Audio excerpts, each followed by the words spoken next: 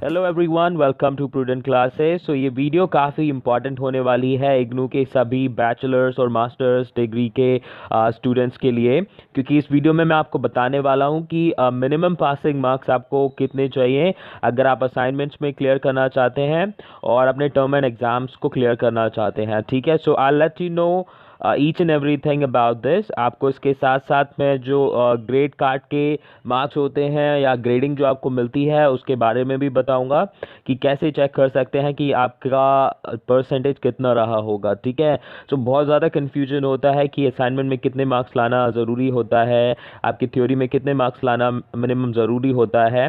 तो जितने भी बैचलर्स डिग्री और मास्टर्स डिग्री के स्टूडेंट्स हैं, तो आप सबकी क्वेरीज इस वीडियो में सॉल्व हो जाएगी। तो वीडियो को एंड तक देखिएगा जिससे आपको पूरी इन्फॉर्मेशन मिल सके। ठीक है, सो स्टूडेंट्स स्टार्ट करते हैं अपने इग्नू के असाइनमेंट्स के बारे में। सबसे पहले तो इग्नू के असाइनमेंट्स में आपके मिनिमम पासिंग मार्क्स कितने चाहिए। तो दोस्तों, आपको 50% मार्क्स अचीव करने पड़ेंगे if you want to pass your assignments. Okay, तो 100 मार्क्स के असाइनमेंट होते हैं, आप चाहे बैचलर्स डिग्री का कोर्स कीजिए या मास्टर्स का। 100 मार्क्स के असाइनमेंट होते हैं जिनमें मिनिमम आपको 50 मार्क्स लाना मैंडेट है in order to clear the assignments. ठीक है, और जैसा कि मैंने एक और वीडियो आपका बना रखा है, आप मेरी चैनल की प्लेलिस्ट में चेक कर सकते हैं असाइनमेंट्स में कैसे अच्छे मार्क्स लाएं।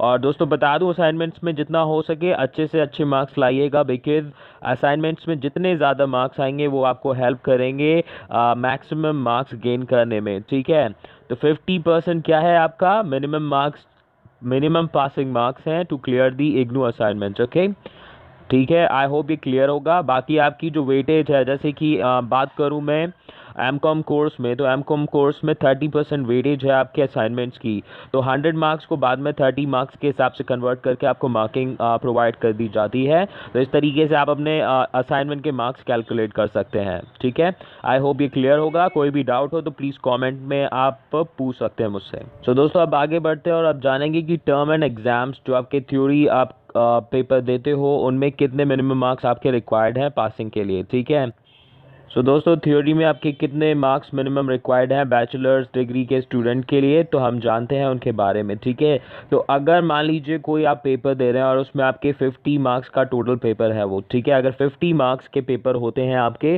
तो उसमें मिनिमम आपको 18 मार्क्स लाने हैं। ठीक है, अगर आप कोई भी बैचलर डिग्री कोर्स कर रहे हैं, ठीक है, और आपका पेपर अगर 50 मार्क्स का है, तो उसमें 18 मार्क्स आपके मिनिमम चाहिए पास करने के लिए उस पर्टिकुलर एग्ज़ाम को। अगर मैं बात करूं, अगर आपके पेपर में टोटल मार्क्स जो है वो है 100, ठीक है, तो उसमें मिनिमम आपके पासिंग मार्क्स होंगे 35। तो जितने भी बैचलर्स डिग्री स्टूडेंट्स हैं, सुन लीजिए एक बार दोबारा से, अगर 100 मार्क्स का कोई पेपर है आपका, तो उसमें आपको मिनिमम 35 मार्क्स चाहिए टू क्लियर द एग्ज़ाम। अगर 50 मार्क्स का पेपर है तो उसमें 18 मार्क्स चाहिए। ठीक है, और कुछ आपके एग्ज़ाम्स हैं बैचलर्स डिग्री में जो कि 25 मार्क्स का पेपर होता है उनमें, तो उनमें मिनिमम आपके पासिंग मार्क्स है 9। ठीक है, तो 25 मार्क्स का अगर आपका पेपर है तो मिनिमम आपको 9 मार्क्स लाने ही हैं। अगर आप कम लाते हैं इससे तो आप फेल हो जाएंगे और आपको दोबारा एग्ज़ाम देना पड़ेगा। ठीक है, और हम अगर बात करें 100 मार्क्स का पेपर है आपका और अगर आप बैचलर्स डिग्री के स्टूडेंट हैं तो 35 मार्क्स मिनिमम चाहिए टू क्लियर द एग्ज़ाम। इससे कम आते हैं तो you will be failing the exam and you have to give the exam once again. ठीक है, असाइनमेंट आपको दोबारा नहीं बनाने होंगे अगर असाइनमेंट में आपके 50% से मार्क्स ज़्यादा हैं। अगर असाइनमेंट में भी आपके 50% से मार्क्स कम हैं तो आपको असाइनमेंट्स भी दोबारा बनाने पड़ेंगे और आपका थ्योरी एग्ज़ाम भी दोबारा देना पड़ेगा। और 50 मार्क्स का अगर पेपर होगा तो मिनिमम 18 मार्क्स आपके चाहिए। ठीक है, तो आप ये ध्यान में रखिएगा पेपर अपना देते टाइम पे इतना तो पेपर आपको करना ही करना है to clear the exam and to save the entire year of yours. ठीक है, तो अब बढ़ते हैं और जानते हैं आपके मास्टर्स डिग्री के स्टूडेंट्स के मिनिमम पासिंग मार्क्स के बारे में। ठीक है, सो जितने भी मास्टर्स डिग्री के स्टूडेंट्स हैं उनको बताना चाहूँगा कि अगर आप अपना कोई एग्ज़ाम दे रहे हैं और उसके टोटल मार्क्स है 50, ठीक है, यानी कि आपका जो पेपर है अगर वो 50 मार्क्स का है तो उसमें मिनिमम आपके पासिंग मार्क्स होंगे 20। तो मिनिमम अगर आप 20 मार्क्स ला रहे हैं तो आप क्लियर करेंगे उस एग्ज़ाम को, अगर उससे कम हुए तो you'll be Fehling in that exam. और अगर आपका एग्ज़ाम 100 मार्क्स का है, यानी कि कोई भी आप पेपर दे रहे हो वो 100 मार्क्स का है, तो उसमें मिनिमम आपको 40 मार्क्स लाने हैं। ठीक है, 40 मार्क्स से कम होंगे तो आपका वो एग्ज़ाम क्लियर नहीं होगा और आपको दोबारा वो एग्ज़ाम देना पड़ेगा, ठीक है।